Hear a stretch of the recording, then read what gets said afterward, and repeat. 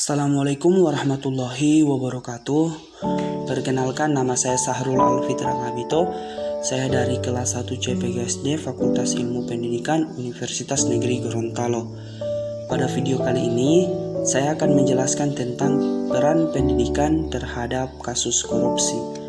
Pada hakikatnya, korupsi adalah benalu sosial yang merusak struktur pemerintahan dan menjadi kendala yang paling utama terhadap jalannya pemerintah dan pembangunan.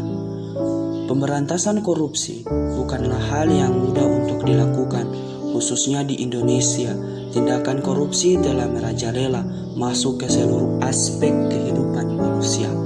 Kualitas sumber daya manusia yang seharusnya menjadi modal utama pembangunan bangsa, namun dapat rusak karena adanya tindakan korupsi.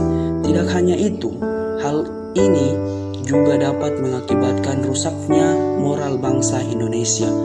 Masalah pemberantasan korupsi tidak hanya dapat dilakukan oleh para penegak hukum saja. Dunia pendidikan juga diharapkan dapat berperan dalam pencegahan korupsi. Perlu adanya pembenahan dan pembelajaran kembali tentang pendidikan anti korupsi yang sesuai dengan kebutuhan bangsa.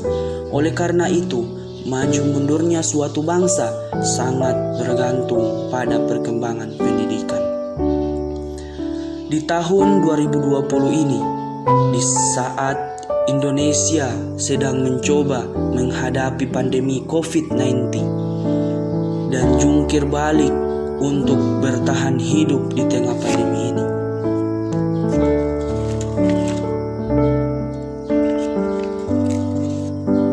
tapi hal itu tidak mengurangi rakusnya para pejabat negeri ini yang tidak punya harga diri untuk korupsi.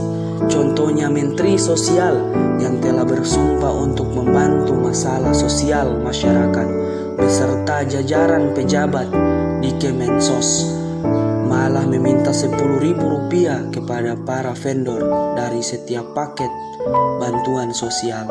Paket senilai Rp300.000 yang seharusnya dapat meringankan beban hidup rakyat dengan teganya dipotong dan dinikmati sendiri. Memang sudah menjadi kebiasaan, tapi bukan berarti sikap seperti itu harus dimaklumi, dan bukan berarti kita hanya bisa duduk diam saja.